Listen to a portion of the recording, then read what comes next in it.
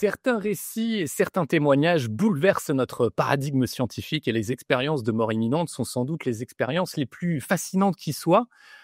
Pourquoi? Eh bien, tout simplement parce que celles et ceux qui reviennent d'une EMI nous parlent d'un moment où la conscience quitte le corps physique pour s'aventurer hors du corps, très souvent dans un tunnel de lumière, du moins, souvent très agréable, au contact d'un amour inconditionnel. Et ces milliers de témoins à travers le monde reviennent de cette expérience avec la sensation, pour la grande majorité, que la mort n'est qu'une illusion et qu'il n'y a aucune raison d'en avoir peur. Alors, qu'en est-il vraiment, au-delà des témoignages et au-delà des sciences humaines? Que peuvent nous dire les scientifiques eux-mêmes? Il en existe assez peu qui se sont penchés réellement sur le sujet, mais aujourd'hui, je vais avoir l'honneur de recevoir l'un d'entre eux, jugé parfois un petit peu excentrique par la communauté scientifique elle-même, jugé parfois un peu trop rationnel par la communauté spirituelle.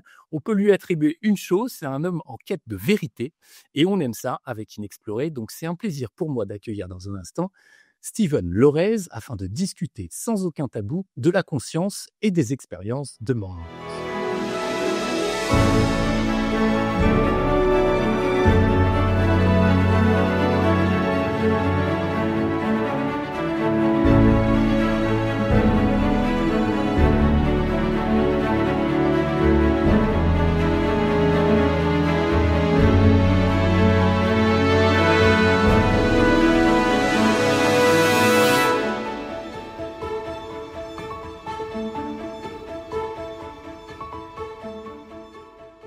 L'essentiel est invisible pour les yeux et on explore cet essentiel avec Inexploré. Aujourd'hui, on va se demander quel est le véritable rôle du cerveau face à la question de la conscience et comment les expériences de mort imminente peuvent aider la science peut-être à transformer son paradigme.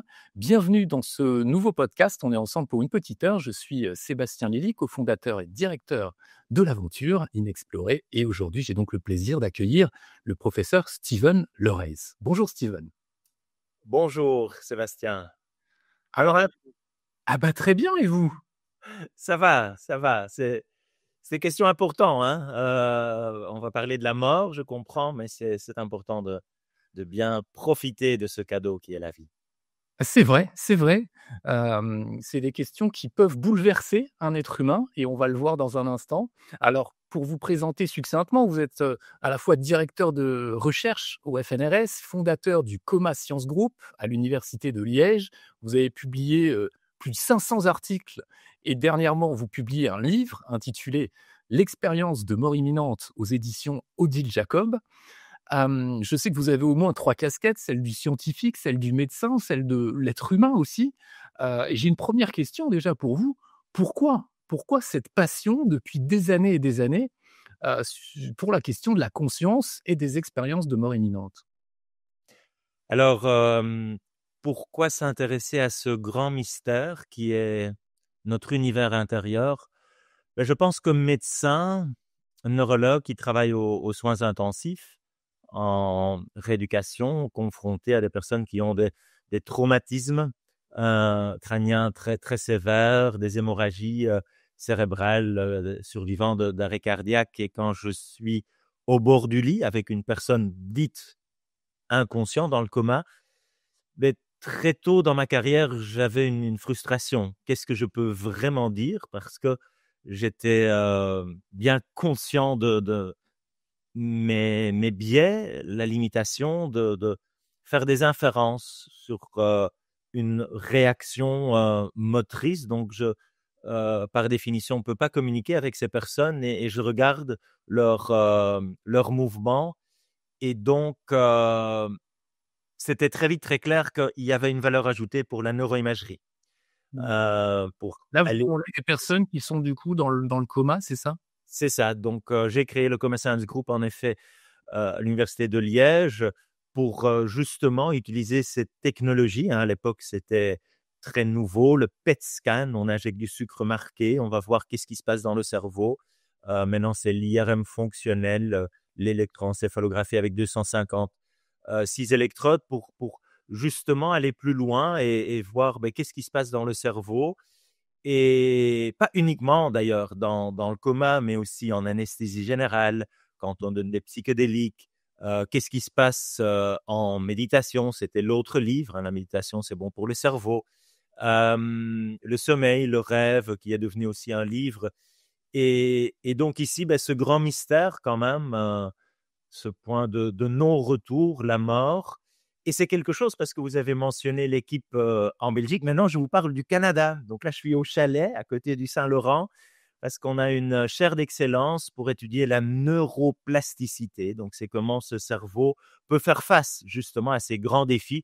Ben, le plus grand, évidemment, c'est la mort. C'est un dégât euh, tellement important qu'on ne peut pas revenir. Et qu'est-ce qu'on peut vraiment dire sur le phénomène? Et si on replonge un petit peu avant, c'est quoi vos motivations profondes de devenir scientifique, médecin, et de vous intéresser à ces questions-là? Au fond de vous, qu'est-ce qui se cache alors derrière, Oh, alors, toujours un bien, parce que là, il y a beaucoup de journalistes qui me posent ces questions, donc on se reconstruit une image quelque part, hein, on va connecter les points, comme dit Steve Jobs, mais ce que je me souviens depuis toujours, c'est que ma maman a partagé son expérience. Je suis né un 24 décembre. C'est pas le moment idéal, il y avait pas grand monde à l'hôpital et c'était une césarienne, donc je savais que c'était difficile, qu'elle a failli laisser sa vie et elle m'a toujours partagé: «Bah, tu es là grâce à la médecine, maintenant tu vas faire quelque chose en retour» et j'ai toujours su que j'allais faire médecine. D'ailleurs, une petite anecdote, Sébastien, si je peux. allez-y, allez-y. J'étais en école primaire je viens d'un petit village en Belgique à côté de Bruxelles.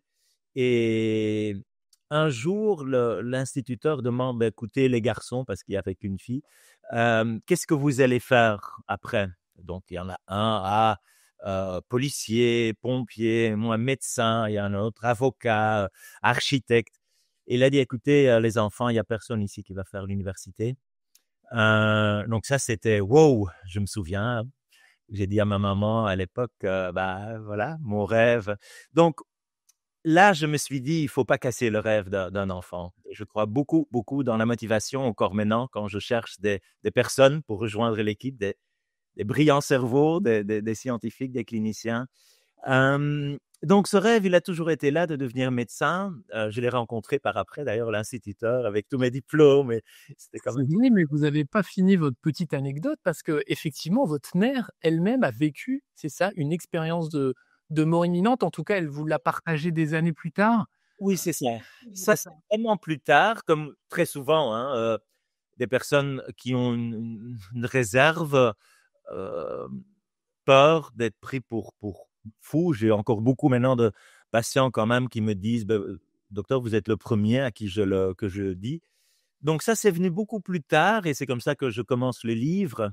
Donc il y a eu d'abord cette volonté d'être médecin, puis j'ai fait mes études. D'abord, j'étais inscrit à l'Université catholique de Louvain parce que je viens d'une famille catholique. Et puis, je me posais plein de questions et j'étais un peu frustré par les réponses de la religion. Et alors, je suis allé à l'Université libre de Bruxelles, la VUB, parce que c'était en néerlandais, où c'était complètement l'inverse. C'est la science qui va répondre à tout. Euh, et je me posais donc ces grandes questions sur notre univers intérieur. Et j'ai choisi la neurologie parce que c'est la plus grande question, hein. Ce serait arrogant de dire qu'on a tout compris. Et donc, très, très heureux de pouvoir continuer ce rêve, d'être payé comme chercheur. Et donc là, la thématique, elle est claire et c'est important parce que je suis aussi clinicien et donc on peut traduire ces connaissances vers la clinique et vraiment quand même changer des vies, hein, parce qu'on parle de la mort, mais mon métier, c'est de donner une qualité de vie après des situations quand même très, très dramatiques. Mmh. Et pour en revenir à votre mère, excusez-moi, mais qu'est-ce qu'elle vous a dit alors? Elle a employé quel mot quand elle a partagé son expérience auprès de vous? Mais alors, donc, elle a compris qu'on étudiait avec l'équipe ces expériences de mort imminente. Et puis elle m'a dit: bah, tu sais, moi aussi, je ne te l'ai jamais dit, mais j'ai eu ben, cette conviction de mourir, euh, c'était pas tellement comme ce que vous venez de dire, hein, ce sentiment de bien-être, elle n'a pas eu. Elle avait très peur de ne jamais voir son enfant. Cette lumière, c'est caractéristique, hein, qu'on va quantifier avec des échelles qui ont aussi leurs limites, évidemment, parce que chaque histoire est un peu différente. Mais donc, intéressant pour plusieurs raisons. J'ai compris que ma vie avait commencé avec le phénomène et que ma maman me l'a dit que beaucoup plus tard, aussi parce qu'elle voulait un deuxième enfant. Elle avait peur que mon papa n'allait pas être d'accord avec cette histoire quand même assez intense. Mais c'était donc pas une expérience positive pour elle. Donc ça, c'est peut-être, et on l'a étudié, publié, peut-être un biais parce que on le présente très souvent comme vous venez de le faire, hein, c'est cette sensation, on n'a pas des mots pour dire comment on était dans un autre monde bien, et c'est pas nécessairement toujours le cas. Donc ça, c'est peut-être aussi quelque chose qui est à corriger. On sait qu'il existe, environ quoi? 15% des témoignages, qui effectivement relèvent d'une expérience, qu'on qualifie de négative, c'est ça? Alors, dans notre base de données, hein, donc on a beaucoup de témoignages qui viennent d'Europe, qui viennent des États-Unis, parce que je travaille sur les deux continents. On travaille maintenant aussi en Chine. C'est 80% des témoignages qui sont positifs. On a étudié, publié qu'il y en a beaucoup moins chez des personnes qui font des tentatives de suicide. Donc, ça, c'est intéressant. Euh, on a aussi étudié qu'il y a certaines parties du cerveau, quand ils sont touchés, comme le tronc cérébral, qui peuvent donner ce qu'on appelle des syndromes d'enfermement. Donc, personnes qui sont conscientes mais paralysées peuvent aussi en faire plus de négatives. Mais ce qui était pour moi très intéressant, c'est que il n'y a pas si longtemps, j'étais en Russie et à Saint-Pétersbourg, il y a un prêtre orthodoxe qui s'appelle Father Sergei et il est devenu un bon ami qui suit ses patients aux soins intensifs depuis très longtemps. Et lui, quand je faisais ma présentation, me disait, ben Steven, chez nous, c'est 50% qui voient le diable, qui va à l'enfer. Et donc, nous sommes en train d'étudier cela pour que ça soit pas anecdotique, mais cet impact culturel, hein, me semble être très important. Je pense que l'expérience de mort imminente est une réalité physiologique, mais il est quand même vécu différemment en Russie avec leur passé. On l'a vu aussi, notre collaboration avec l'Inde, où cette notion de lumière, ben, ça peut être plus un fleuve. Dans le monde musulman, c'est plus interprété comme une porte. À nouveau, comme scientifique, je veux vraiment des données vérifiées et des études contrôlées. Donc, ça, c'est du travail en cours, mais il semble quand même qu'il y a un facteur culturel. Donc, on ne peut pas dire, ben, ils sont pour la grande majorité, partout sur le globe, uniquement positifs. Mmh.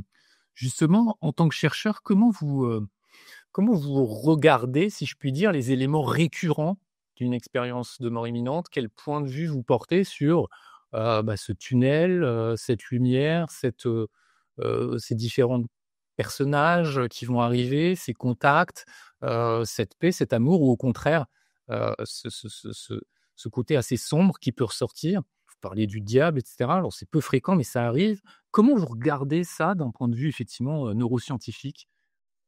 Et alors ça, c'est le défi d'écouter, hein, un souvenir, parce que c'est de ça qu'on parle, hein, on va le partager après l'événement.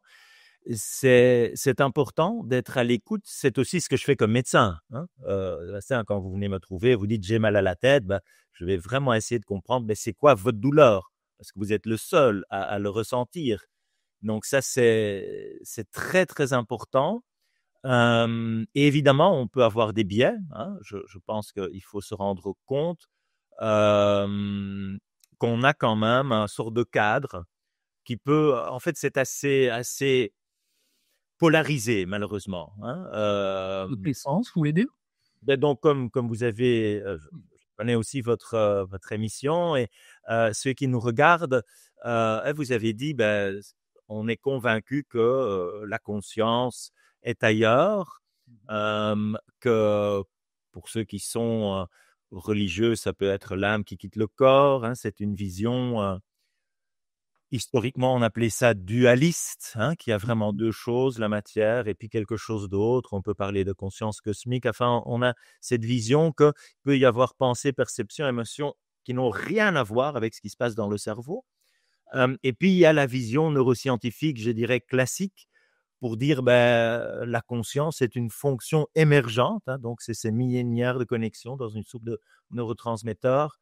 C'est ce que je vois aussi comme neurologue. Hein, quand on change la structure ou le fonctionnement du cerveau, ça je le vois tous les jours avec les traumas, avec les intoxications. Ben, vous le savez, quand on vous fait une anesthésie, ça impacte évidemment notre conscience. Et dans le livre, j'essaye de trouver le juste milieu, de dire ben, évitons une réflexion trop dogmatique. Hein. C'est clair que je suis chercheur, c'est clair que je veux aller plus loin que d'écouter, mais aussi expliquer. Est-ce qu'on a une théorie de la conscience? Est-ce que ces expériences de mort imminente peuvent nous apprendre quelque chose sur la vie, sur la mort, sur ce grand mystère qui est la conscience humaine, et de le faire avec un esprit ouvert, mais évidemment avec une rigueur scientifique. Hein, la barre est très haute. Quand on parle de preuves scientifiques, il faut vraiment y aller avec des données qui sont confirmées par d'autres équipes. Et, Est-ce que c'est réellement possible ça, d'étudier quelque part le côté immatériel de la conscience? Vous, votre recherche principale se situe dans le cerveau, du coup, donc vous parliez de souvenirs, effectivement, qui va être reformaté par notre tunnel de réalité. Mais si on se pose la question de savoir est-ce que la conscience est finalement le fruit du cerveau ou quelque part pourrait se situer ailleurs, dans une dimension plus immatérielle, heu, j'imagine que ça doit pas être de la tarte pour inventer effectivement un protocole qui puisse nous prouver cela. Comment vous naviguez justement dans cette, zone de recherche? mais Sébastien, c'est pas de la tarte, c'est ça que vous dites? Mon métier comme scientifique, c'est d'attaquer les sujets qui sont pas de la tarte. Hein. Et très souvent, on a pensé un peu, si je comprends bien, c'est trop compliqué. On peut pas. Ben, c'est peut-être aussi un peu dogmatique. Et quand je regarde derrière moi, chaque fois qu'on s'est dit ça, Sébastien, on a été surpris par la créativité des chercheurs. Hein. Il n'y a pas si longtemps, on pensait que c'était impossible de dire de quoi les étoiles sont faites. C'est juste trop loin. Allez. Et maintenant, on le fait tous les jours. Hein. Avec la spectroscopie, on peut analyser vraiment ce qui se passe très très loin, et c'est incroyable et fascinant. C'est pas mon domaine d'expertise, mais en astrophysique, on a quand même fait beaucoup d'avancées où au début on avait difficile à comprendre là où on est, la petite boule bleue, est-ce que le soleil tourne autour de nous ou pas. Il y a quand même eu là aussi ce conflit, hein, entre des croyances et des religions, et même des collègues qui ont donné la vie, hein, pour dire ben non, hein, vous êtes trompé. Puis Darwin qui dit ah, il y a l'évolution, ah ben c'est pas comme dans les livres sacrés. Ben moi je suis pas les livres sacrés, le livre de la science il est réécrit tous les jours, et c'est ça qui est fascinant. Et donc je refuse de dire ah, c'est pas possible, hein. Et je refuse aussi de dire ah, c'est trop risqué, hein, parce que vous avez dit hein, par ses collègues, quand je vais m'auto-censurer comme chercheur, je suis pas un bon chercheur. Donc, on l'a fait trop longtemps. Quand j'ai commencé dans les années 90, c'était en effet tabou hein, de trouver des sous, de dire je vais étudier la conscience. À l'époque, on a eu une sorte de réaction encore sur Freud, sur Jung, qui s'intéressait beaucoup. William James, là, je les cite tous dans le livre, sur qu'est-ce qui se passe là dans mon esprit, cette petite voix dans ma tête. Et donc, après, il y a eu les behavioristes, les comportementalistes, Pavlov, Skinner, qui disaient oh, oh, oh, hein, un peu là, je pense que c'est cette même erreur de dire on n'est pas capable, on va juste étudier ce qui rentre, ce qui sort, Et ben, je pense que l'histoire a prouvé qu'ils ont eu tort, que même si on n'a vraiment pas tout compris, on a quand même maintenant des connaissances qui permettent de mieux comprendre le cerveau, les maladies du cerveau, que ce soit en neurologie, en psychiatrie, et d'aider mieux les patients. Ça, je pense que c'est trop important pour l'ignorer. Donc, comment avancer? Ben, avec cet esprit ouvert, avec un appel à témoins, parce qu'il y a beaucoup de facteurs confondants, hein, quand on parle de ce phénomène, il faut être très précis. Qu'est-ce qui s'est passé exactement? Est-ce que c'était un arrêt cardiaque? Il y a beaucoup d'autres causes. Est-ce qu'il y a des médicaments qui ont été donnés? Est-ce que c'est quelque chose qui s'est passé récemment, qui s'est passé il y a longtemps, etc. Parce qu'une des difficultés justement, c'est de s'intéresser à une expérience qu'on peut pas reproduire réellement et il nous faut justement, accueillir les témoignages comme, authentiques. Ça pose quelle difficulté ça pour le chercheur que vous êtes? Ah, c'est clair que le sujet, là, on parle plus large, la conscience, c'est difficile. C'est justement pour ça que je le fais, qu'on étudie le rêve, l'anesthésie, les psychédéliques, l'hypnose, la méditation, les autres livres. Et donc, je refuse, c'est peut-être naïf, c'est peut-être trop optimiste. Mon philosophe vraiment préféré, Sébastien, c'est James Bond, hein. Never say never. Donc, on essaye et on peut avancer, hein. On a quand même publié une série d'articles pour mieux documenter ce souvenir. Là, en psychologie, c'est un domaine d'expertise, hein. C'est quoi ce souvenir, sa richesse? Certains disaient, ben, c'est un faux souvenir. On a montré que c'est pas vrai. Quelle est la personnalité de ces personnes avant, après? Et puis, comme vous dites, qu'est-ce qui se passe au moment même? C'est plus compliqué que le rêve que je peux reproduire dans un labo. Le défi, c'est quand même toujours de faire ce pont entre la phénoménologie, qu'est-ce que cette personne, à ce moment précis, dans ma machine, le scanner, euh, pense comme expérience unique, et comment je peux le corréler avec mes mesures dites objectives, hein, que ce soit l'électroencéphalogramme ou autre. C'est la même chose quand on a eu Mathieu Ricard dans la machine. Il fallait aussi s'intéresser à la méditation, ce qui vit. Pour ça aussi, j'ai essayé de euh, faire cette pratique-là, comme j'ai essayé de vivre, hein, je le partage dans le livre, cette EMI. Donc, on avance. Alors, j'ai aussi des physiciens dans l'équipe, des experts en physique quantique, hein. Il y a beaucoup ce qui se passe pour dire c'est peut-être euh, une discipline qui peut nous aider. Et c'est vrai que, à nouveau, historiquement, c'était un peu le même problème. Qu'est-ce qu'on peut dire au niveau du plus petit? Les microscopes ne pourraient plus Qu'est-ce le qu'on voir. apprend alors, qu'est-ce qu'on apprend réellement alors sur la conscience quand on passe au crible et à la loupe, ces témoignages et ces expériences? Alors, il y a 2 aspects. Un, c'est l'expertise, c'est vraiment des scientifiques qui sont entraînés pour ce qu'on appelle la microphénoménologie, c'est qu'est-ce que vous avez vraiment vécu? Et c'est difficile parce que déjà, Sébastien, là, vous enregistrez cet entretien, c'est digitalisé, hein. Ça n'a rien à voir avec votre souvenir. Demain, dans une semaine, dans un an, vous allez avoir un souvenir qui sera à peu près correct de ce qui s'est passé ici, Mmh. comme l'ordinateur va vraiment, hein, objectivement l'encoder. Cet encodage n'a rien à voir avec notre cerveau, qui est vivant, qui fait une représentation et fait de son mieux.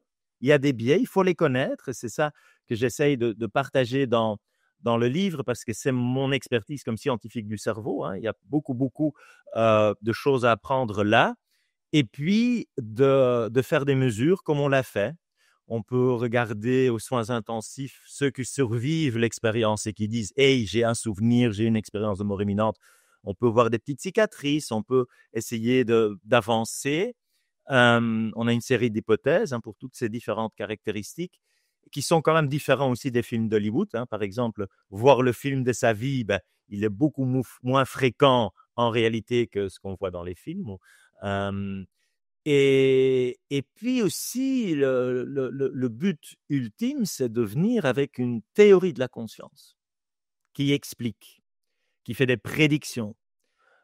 Et c'est pour ça aussi que je m'intéresse à la physique quantique, parce qu'il y a des collègues qui sont aussi devenus amis, qui ont des idées. Hein. C'est peut-être des propriétés quantiques, des structures profondes dans les cellules, ce qu'on appelle les microtubules. Mais on veut tester ces hypothèses, hein, avec des mesures. Ce que vous évoquez, c'est-à-dire que la conscience serait quelque part partout. C'est ça que si je vais jusqu'à l'extrême, c'est ce que pourraient finalement, nous dire ces recherches en physique quantique? Non, non. Si vous prenez Penfield, par exemple, un grand physicien, qui a proposé cette idée que ça pourrait être justement profondément dans les cellules, mais on parle quand même de quelque chose de matériel. Ces propriétés-là pourraient expliquer notre univers intérieur subjectif. Alors, il y en a d'autres qui, en effet, mais on n'a pas vraiment des théories qui sont testables de dire, ah, c'est non local, cosmique. Ben, les scientifiques en moi veulent aller plus loin. C'est une forme d'énergie, mais quelle forme d'énergie? C'est électromagnétique? Est-ce que je peux la modifier? Est-ce que je peux faire une prédiction que je vais cette forme qui est ailleurs où le cerveau serait comme un ben, appareil de télé, mais là on a compris, c'est l'homme qui l'a fait et je peux faire des prédictions, je peux déterminer ce que je vois à la télé et impacter le résultat. Et donc là, je suis parfois un peu déçu que ça va pas plus loin de juste dire ah donc ça doit être cosmique, parce que et je vous ai dit, j'ai grandi comme croyant, hein, j'ai prié. Et puis, j'étais pas satisfait avec la réponse du prêtre, avec la réponse de mon prof de religion, parce que la prof de physique, elle, était pour moi plus curieuse, pour vraiment aller plus loin, et c'est ça que je veux faire. Donc, avec un esprit ouvert, certes, parce qu'un vrai scientifique, il connaît ses limites, hein, mais il sait aussi où est la barre de dire ah, c'est prouvé que. Hein. Et donc, c'était très difficile à trouver cet équilibre, hein, comme vous avez dit au début. Parfois, on a l'impression d'être au milieu du pont et on tire des deux côtés. Mais c'est pas grave. Je pense que comme scientifique, je ne dois pas choisir des sujets faciles où je me sens en sécurité. Tout le contraire. Donc, on a besoin d'encore plus de jeunes qui nous regardent et qui vont être plus rebelles et remettre en question les dogme d'aujourd'hui. Donc, oui, je trouve qu'il faut aussi tester cette idée que peut-être il y a autre chose, hein, bien évidemment. C'est ce qu'on a fait avec des chercheurs comme Giulio Tononi. J'ai écrit un livre qui s'appelle The Neurology of Consciousness, donc la neurologie de la conscience. Et lui a proposé une théorie qui s'appelle Integrated Information Theory. C'est la théorie que l'information doit être intégrée. Il y a des mathématiques derrière. Et que c'est peut-être la conscience une propriété fondamentale de la nature. C'est peut-être même une propriété universelle. Alors là, on devient un peu plus panpsychique. C'est difficile. Est-ce que là, je suis devant une table? Est-ce qu'elle a une conscience? Ça devient compliqué, ésotérique, mais au moins là, on a quelque chose qu'on peut tester, qu'on l'a fait avec des modifications de l'activité du cerveau, avec des aimants, avec une mesure de l'EEG. On a quand même avancé et j'aime beaucoup ces chercheurs-là, comme Tononi, comme Christophe Koch, qui ont un peu comme moi fait une certaine évolution dans la carrière. Hein. On est tous des neuroscientifiques avec beaucoup d'années d'UNIF et beaucoup de personnes qui réfléchissent avec nous de toutes les disciplines. Mais on sait aussi que le problème, je pense que c'est le plus grand problème qui existe, et qu'il va y avoir quelques prix Nobel et qu'il ne faut vraiment pas, dès le départ, exclure a priori l'une ou l'autre piste. Je vous rappelle que la première partie de cet entretien est disponible sur YouTube et sur toutes les plateformes de podcast. Vous venez à l'instant d'en profiter, mais si vous êtes une exploratrice ou un explorateur, passionnés, je vous invite à vous aventurer avec nous à la croisée des mondes et à vous abonner à Inexplorer. La suite du podcast se retrouve sur Inexplorer Digital. Vous pouvez même profiter de la version vidéo sur Inexplorer TV, un abonnement qui vous offre un accès à notre formule à 360 degrés avec des contenus chaque semaine, des podcasts, des documentaires, des reportages, des magazines. Vous profitez aussi de réductions assez incroyables sur nos odyssées en ligne. Allez voir sur Inexplorer et on compte sur vous pour nous soutenir, surtout que dans la suite de cet entretien, on va continuer de se poser de nombreuses questions avec Steven sur la conscience, sur la vie après la mort. On va parler aussi des sorties hors du corps. On ne l'a pas évoqué, mais effectivement, pour certains, c'est une preuve ultime presque d'une conscience extraneuronale. On posera la question à Steven Lorez dans un instant. Abonnez-vous, restez avec nous et on continue la discussion.